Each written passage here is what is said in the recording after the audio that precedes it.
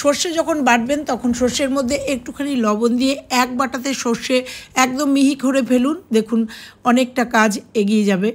বেলনির মধ্যে একটুখানি সাদা তেল মাখিয়ে দিন। এরকমই ছোটো ছোটো কিছু টিপস নিয়ে আজকের ভিডিও, নিশ্চয়ই তোমাদের ভালো লাগবে। কিচেনের অনেক গুরুত্বপূর্ণ টিপস নিয়ে আজকের ভিডিও, দেখতে থাকো। প্রত্যেকটা টিপসই তোমাদের অনেকটা গুরুত্বপূর্ণ। এরকমই যদি কারেন্ট না থাকলে মশলা, মানে হঠাৎ করে কারেন্ট না থাকলে কিভাবে মশলা করে নেবো, এমনি একটা কোটোর সাহায্যে উনুনের মধ্যে একটা শিক গরম করে আমার প্রয়োজনীয় একটা কাজ করে নেবো, খুব তাড়াতাড়ি আদা ছাড়িয়ে নেবো। এরকম সমস্ত টিপস নিয়ে আজকের ভিডিও দেখতে থাকো। প্রথম টিপস, আমরা অনেকেই আমাদের হেল্পিং হ্যান্ড কাজ করে গেলে এরকমভাবে ভিমবারটা রেখে যায় এবং তাতে তোমরা দেখো কিভাবে জল জমে যায়। আর এই জলের মধ্যে ভিমবারটা থাকলে সাবানটা গলে যায়, আমাদের মাসের খরচটা অনেকটাই বেশি হয়ে যায়। তাই জন্য ছোট্ট একটা টিপস তোমাদের সঙ্গে শেয়ার করব। একটা লোহার শিক আমি এখানে গরম করে নেবো। তোমরা শিক বলো, একটা লোহার যে কোনো ভ্রমর যাই থাকুক না কেন, ফুটো করার মতো এরকম একটা লোহার শিক গরম করে নিয়ে আমি কিন্তু ইনস্ট্যান্ট তোমাদের দেখাবো যে কিভাবে আমার সাবানটা গলে গেছে। আর এখান থেকে মুক্তি পাওয়ার জন্য গরম করে নিয়ে জাস্ট এটাকে ফুটো করে নেব। তোমরা নতুন অবস্থাতেও যখন এই বক্সে আমাদের ভিমবারটা আসবে, সেক্ষেত্রে তোমাদের বক্সটা কিন্তু ছিদ্র করে নিতে পারো। আমি প্রত্যেকটা ক্ষেত্রেই করি, কিন্তু কি হয় বক্স ছিদ্র না করলে সেটাই তোমাদের ইনস্ট্যান্ট দেখালাম। এইভাবে কিন্তু সাবানটা গলে যায়, যেখানে 1 মাসের সাবান সেটা কিন্তু 15 দিনে শেষ হয়ে যায়। সংসারে অনেকটা খরচ আমাদের কিন্তু মানে অতিরিক্ত খরচ হয়। তো সেই অতিরিক্ত খরচ বাঁচাতে একটা শিক গরম করে এর পেছনে এইভাবে তোমরা ছিদ্র করে নেবে। আমি ইনস্ট্যান্ট করলাম, তাতে দেখো যে ওয়েস্টের জলটা হয়েছে, সেই জলটা কিন্তু আমার এখান থেকে বেরিয়ে যাবে আর সাবানটা একদম শুকনো হয়ে যাবে। আর এই সাবানটা কিন্তু আমার অনেক দিন চলবে। তো দেখো আমি এইভাবে আর একটা বাক্সের উপরে এইভাবে রেখে দিলাম। এইভাবে যদি ব্যবহার করো অনেক দিন চলবে। ছোট্ট একটা টিপস, নিশ্চয়ই ভালো লেগেছে। আমরা যারা পেস্ট ব্যবহার করি, পেস্ট ব্যবহার করে এই শেষেরটুকু কিন্তু আমরা আর ব্যবহার করতে পারি না, তাতে আমাদের অনেকটা ওয়েস্টেজ হয়। এটা আমার অনেক দিনের পুরনো একটা পেস্ট, আমি সেন্টোসাইনকে ব্যবহার করি। একটা চামচ নিয়ে নেবো, আর চামচ নিয়ে দেখো এটাকে প্রেস করে একদম বাদবাকি যেটা আছে সেটা কিন্তু একদম আমাদের মুখে চলে যাবে। যদিও এটা আমার অনেকটা বার করা, কিন্তু এক্ষেত্রে এরকম আমাদের কিন্তু অনেকটাই হয়। তো দেখো তাতে আমাদের পুরো পেস্টটা কিন্তু মুখে চলে আসবে। এরকম কিন্তু আমরা অনেক ক্রিমের কোটো মানে টিউবও কিন্তু এইভাবে করতে পারি। আর এটা যাতে স্প্রেড না হয়ে যায় সেই জন্য এটাকে মুড়িয়ে আমি একটা যে কাপড় মেলার ক্লিপ থাকে সেই ক্লিপ এখানে আটকে দেবো, যাতে ওই পেস্টটা আর পেছন দিকে না যায়, এটা যেন আমরা পুরোটা ব্যবহার করতে পারি। তো দেখো এবার খুলে দেখাচ্ছি। মুখের কাছে যতটুকু আছে এগুলো কিন্তু আমরা এখনও 2-3 দিন ব্যবহার করতে পারবো। ছোট্ট একটা টিপস, ভালো লাগলে একটা লাইক করে চলে যাব পরের টিপসে।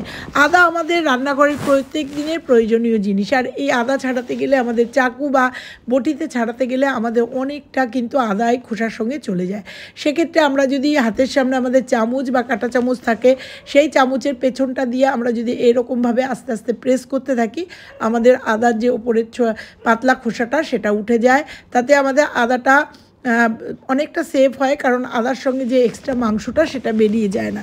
তাতে আমাদের ওপরের দেখো শুধু খোসাটা উঠে যায়, তাতে পুরো আদাটা কিন্তু আমরা ব্যবহার করতে পারি, তাতে আমাদের আদা ওয়েস্টেজ হয় না।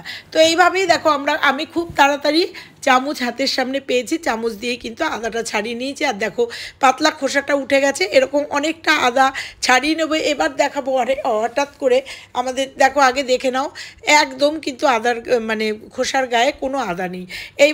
এইভাবে আদাগুলোকে আমি টুকরো করে নেবো। এইবার তোমাদের দেখাবো, অনেক সময় এখন তো শিলপাটার ব্যবহার প্রায় উঠেই গেছে। তো এই আদাগুলোকে আমি একটা কোটোর মধ্যে নিয়ে নেবো। তার কারণ হচ্ছে নিয়ে নেবো কটা লঙ্কা, আদা, রসুন, পেঁয়াজ, লঙ্কা। আমাদের হঠাৎ করে কারেন্ট যদি চলে যায়, আর সেক্ষেত্রে আমরা কিন্তু মিক্সার গ্রাইন্ডার ব্যবহার করতে পারি না, বা আমরা কোথাও বেড়াতে গেলে বা মেয়েরা হোস্টেলে থাকলে অনেক সময় কিন্তু মাছ মাংস খেতে গেলে আদা, পেঁয়াজ, রসুন আমাদের বাড়তে খুব অসুবিধা হয়। সেক্ষেত্রে ছোট্ট একটা টিপস, এটাই যে করতে হবে তার কোনো কারণ নেই। আমি জাস্ট একটা তোমাদের হেল্পিং কাজের ব্যবস্থা দেখালাম। আমি কোটোটা চেঞ্জ করে নিলাম, কারণ কারণ ওই কোটোটায় দেখা যাচ্ছিল না। আদা পেঁয়াজ রসুন নিয়ে নিয়েছি। ইনস্ট্যান্ট কাজ হওয়ার জন্য আমরা এটা আপাতত ব্যবহার করতেই পারি। এর মধ্যে একটা বেলুনি নিয়ে নেব, আর এই বেলুনির গায়ে যে আটা লেগে আছে সেটাও তোমাদের রিমুভ করে দেখাবো। তো নিয়ে এটা দিয়ে জাস্ট একটুখানি প্রেস করলেই কিন্তু আমাদের কাজ চলা হয়ে যাবে। না, এটা কিন্তু দারুণ সুন্দর পেস্ট হবে না, মানে বাটা বা মিক্সার গ্রাইন্ডারের মতো পেস্ট কিন্তু হবে না, কিন্তু আমাদের কাজ চলার মতো হয়ে যাবে। অনেক সময় কারেন্ট থাকে না, সেই জন্য আমাদের মিক্সার গ্রাইন্ডার ব্যবহার করতে পারি না, শিলনোড়া থাকে না, বা বাইরে আমরা বেড়াতে গেলে সেক্ষেত্রে কিন্তু এই ধরনের একটা কোটো দিয়ে আমরা এইভাবে পেস্ট করে মাংস টাংস কিন্তু মানে তৎক্ষণিৎ কাজ চালাতে পারি। আমি আবারও বলছি, এটাই যে করতে হবে তার কোনো মানে নেই, এটা জাস্ট তোমাদের একটু দেখালাম। এইভাবে এটা করে কিন্তু তোমরা ফ্রিজেও রেখে দিতে পারো।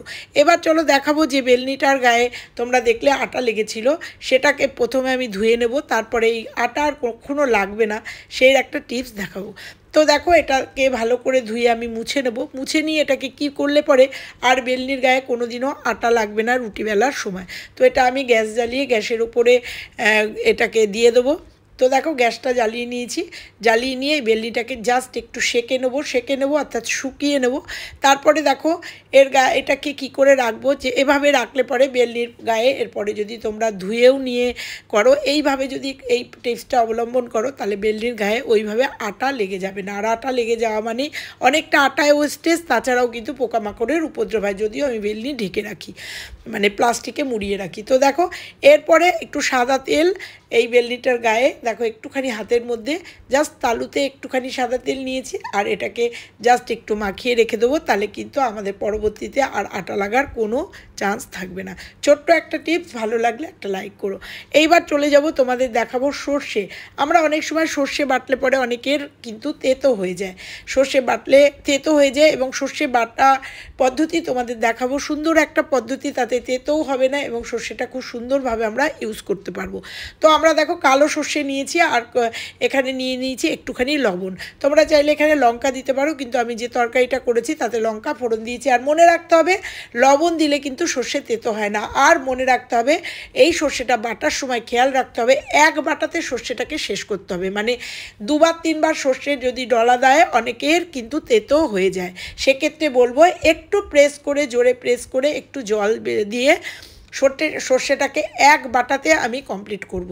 তাতে আমার যতটুকু বাটা হয় আমার ততটুকুই কাজে হবে। তো দেখো, আমি কিন্তু একটুখানি জল দিয়ে একটুখানি জোরে প্রেস করে আমি কিন্তু এক ডলাতেই সর্ষেটা বাটবো।